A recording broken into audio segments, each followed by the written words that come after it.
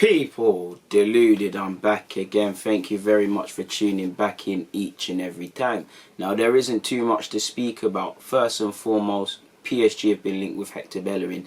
Now, every once in a while, Bellerin is linked with the PSGs, the Barcelonas and the Juventuses. And, you know, on one hand, you can see why. On the other hand, it's easy to invent these things. The common thing seems to be their right back seem to be either old, injured or leaving the club. Now, you know, PSG, like which was quite quickly squashed, if they were legitimately linked with Bellerin. If I was Bellerin, I'd listen. You know, Bellerin, you've left Barcelona. You know, I'm sure at some point, regardless of what I'm about to say, he wants to play in Spain. I mean, I'm born in England. You know, if I was Jadon Sancho and I went to Dortmund, at some point I want to play in the Premier League. Bellerin left Barcelona very young. You know, we know he speaks like a Cockney geezer and he speaks with this slang, and you kind of forget he's Spanish sometimes. But you can imagine he wants to, at some point in his career, play in that league. And by the same token, if we forget the fact that he's Spanish and came from Barcelona to Arsenal, well, focus on it. He arrived at Arsenal at what, 16 years of age, 16 or 18. Either way, he's still here at 25. You know, he's gone from a teenager to a man. You know, on one hand, that is good. That's comfortable. He likes the London lifestyle. On the other hand, you might want to experience something new.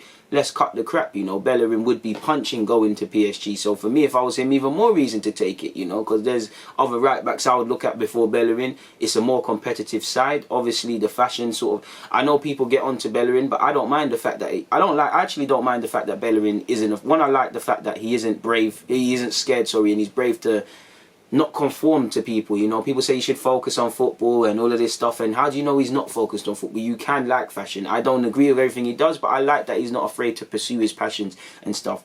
Obviously, with the fashion in mind, he can go to Paris where there's all that sort of stuff. The lifestyle, he'll fit in well. Obviously, they've got a dramatically more competitive team than we can ever dream of, you know. They've got to a Champions League final, so he's joining a bigger team. The fee, I'm not too sure, because on one hand, you know, a couple of years ago, you was hoping for 50 for Bellerin. Now, I'll probably do a deal at 30-something. And again, if we can take, you know, the 50, assuming we get 30 for him and 20 odd for Maitland, you know, that 50-ish reason, and apply that elsewhere, whether that's to buy a new right back or something else, then I wouldn't mind. If we do sell him to PSG, and there is legs to this, because there is always linked with these clubs, we have to bring in another right back, in my opinion, in my humble opinion, because again, you know, Maitland now looks to complete that move to Wolves. You'd let Bellerin go. You'd have Cedric Suarez, who has had some injury issues and really hasn't played enough, so we can't really assess his level. We'd be quite weak there. You know, you'd have to probably look at Osei Tutu from the youth academy to do a job there. Maybe Reece Nelson could do a job at fullback like he did when he was first getting his chances in the Europa League under Wenger. Saliba can do a job at right back, even though I don't want him to play there. And you know, Arteta's flirted with Socrates there. When you all know Socrates, that's not his job. Actually, there's Mustafi as well. So there are some options he could use. None of them are long term. None of them are what we want to see. None of them are going to be the attacking sort of fullbacks within reason. So it is what it is. Some people say PSG are interested. Some people say Bellerin's been offered. Whether that's by Arsenal, whether that's by middlemen, whether that's by agents, we don't know. Pardon me, will PSG take it up? I'm not too sure.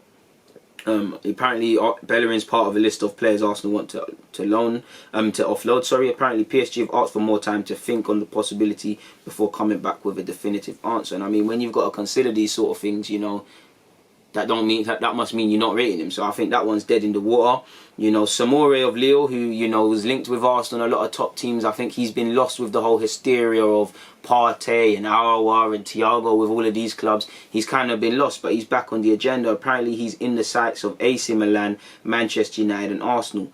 And Arsenal, who have taken the lead in the chase. I don't know if that means Arsenal have taken the forefront, which would mean, you know, the third player in 2 years we signed from Lille, assuming obviously Gabriel's move is complete.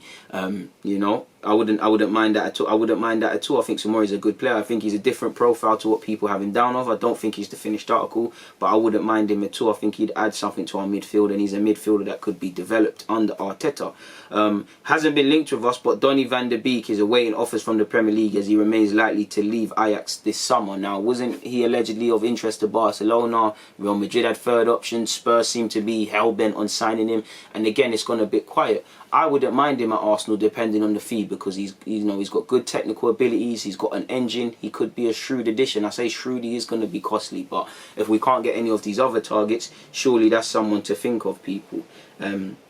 really and truly. It's completely off topic as well, but finally, before we go, now we all talk about Arsenal young players leaving, and we keep seeing them year on year leave, and it does hurt me. But one player Arsenal did do everything to keep people was Yunus Musa. You know, we did everything we could. He made his under 18s debut very early. You know, he's still a schoolboy. We did everything we could to keep the central midfielder. He went to go to Valencia for whatever reason. You know, I can't do anything but credit him, because he went to Valencia.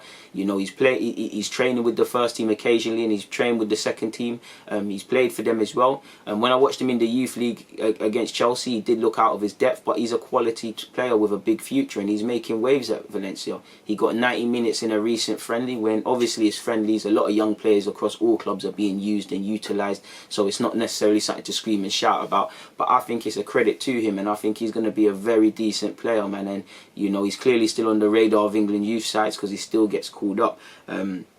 It's lovely to see that, one, he's adapted, two, he speaks fluent English and Spanish as well as English Spanish, and two, he's just succeeding, man. Because you know, it's a good thing we kept Miguel Aziz, or I would have been going mad, because them two were the ones getting their opportunities.